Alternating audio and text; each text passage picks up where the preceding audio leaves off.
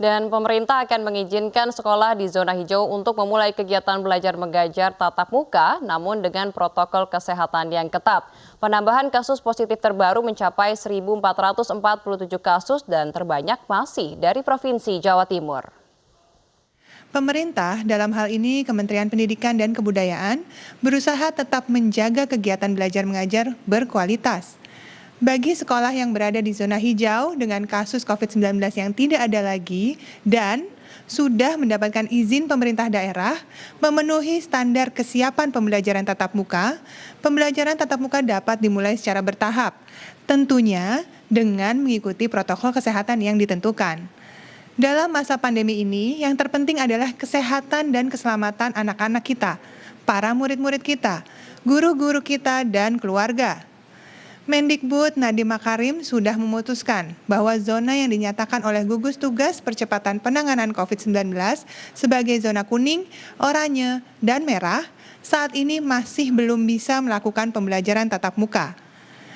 Apabila gugus tugas nasional menyatakan bahwa sebuah daerah masuk kategori zona hijau, maka kepala daerah dapat mengizinkan pembelajaran tatap muka di daerahnya. Namun, sekolah tetap harus mampu penuhi semua daftar periksa dan siap pembelajaran tatap muka. Daftar tersebut diantaranya adalah, pertama, harus tersedia sarana sanitasi seperti toilet bersih, tempat cuci tangan, hand sanitizer, dan desinfektan. Kedua, tersedia akses fasilitas layanan kesehatan. Ketiga, siap menerapkan area wajib masker di sekolah. Keempat, memiliki termogan untuk mengukur suhu tubuh warga sekolah. Kelima, mampu memetakan warga sekolah yang tidak boleh melakukan kegiatan di sekolah, yaitu yang memiliki kondisi medis penyerta atau komorbid, kemudian yang tidak memiliki akses transportasi yang menerapkan jaga jarak, kemudian yang memiliki riwayat perjalanan dari zona kuning, oranye, dan merah, atau riwayat kontak dengan orang terkonfirmasi positif COVID-19 dan belum menyelesaikan isolasi mandiri selama 14 hari. Keenam, membuat kesepakatan bersama komite sekolah untuk memulai pembelajaran tatap muka. Dan tentunya, orang tua harus menyetujui pembelajaran tatap muka jika semua sudah sepakat, maka baru bisa dimulai. Orang tua atau wali murid harus memeriksa kesiapan kesehatan anak-anak. Pastikan mereka bisa mengikuti pembelajaran tatap muka di sekolah. Jangan memaksa. Pastikan siap secara fisik, mental, lahir, dan batin. Ketua Gugus Tugas Legend Doni Monardo berkomitmen untuk membuka kembali sekolah, memulai kegiatan tatap muka, namun di tempat yang paling aman, yaitu zona hijau tadi, yang artinya, sekali lagi, tidak ditemukan kasus positif baru di daerah tersebut, dan penyebaran COVID-19 terkendali dengan baik. Pembelajaran dalam jaringan atau online sebenarnya tidak bisa menggantikan kegiatan tatap muka. Menurut para pakar pendidikan, sebenarnya kembali bersekolah tatap muka itu penting, karena sekolah tidak hanya sebagai tempat anak kita belajar, tapi juga tempat di mana mereka ikut serta dalam program gizi berimbang, seperti pemberian makanan tambahan anak sekolah, dan tentunya dalam program vaksinasi. Data ini kita himpun dalam satu sistem yang kita sebut dengan all record. Data inilah yang kemudian nanti akan kita verifikasi ulang, dan kemudian kita koordinasikan dengan daerah terkait dengan ketepatannya. Hari ini spesimen yang telah diperiksa sebanyak 22.992 spesimen, sehingga total yang sudah kita lakukan pemeriksaan sebanyak 894.428 spesimen.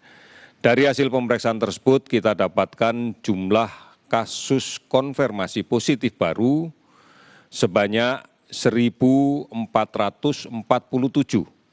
sehingga total positif sekarang menjadi 62.142. Kalau kita lihat sebaran dari kasus positif yang kita dapatkan, maka kita lihat bahwa Provinsi Jawa Timur hari ini masih melaporkan cukup tinggi sebanyak 413 kasus baru dengan 100 sembuh. Kemudian DKI Jakarta 223 kasus baru dengan 268 sembuh. Sulawesi Selatan 195 kasus baru dengan 41 sembuh. Jawa Tengah 110 kasus baru dengan 50 sembuh. Dan Bali 91 kasus baru, 24 sembuh. Ada 20 provinsi yang hari ini melaporkan penambahan kasus kurang dari 10. Bahkan ada 6 provinsi yang hari ini melaporkan tidak ada penambahan kasus sama sekali. Bahkan beberapa provinsi melaporkan kasus sembuh lebih banyak dibanding dengan kasus baru yang dilaporkan. Saudara-saudara, penambahan 1.447 kasus baru ini tidak dimaknai bahwa seluruhnya masuk ke rumah sakit. Karena sebagian besar kasus ini didapatkan dari hasil kontak tracing terhadap kasus positif yang kita rawat dan kita temukan. Kemudian kita lakukan pemeriksaan spesimen secara lebih masif. Kita bisa melihat bahwa sampai dengan hari ini tingkat penggunaan tempat tidur di rumah sakit untuk penderita COVID-19 ini hanya terisi 53,50%. Artinya kita kurang lebih masih punya separuh kapasitas tempat tidur lain yang belum diisi.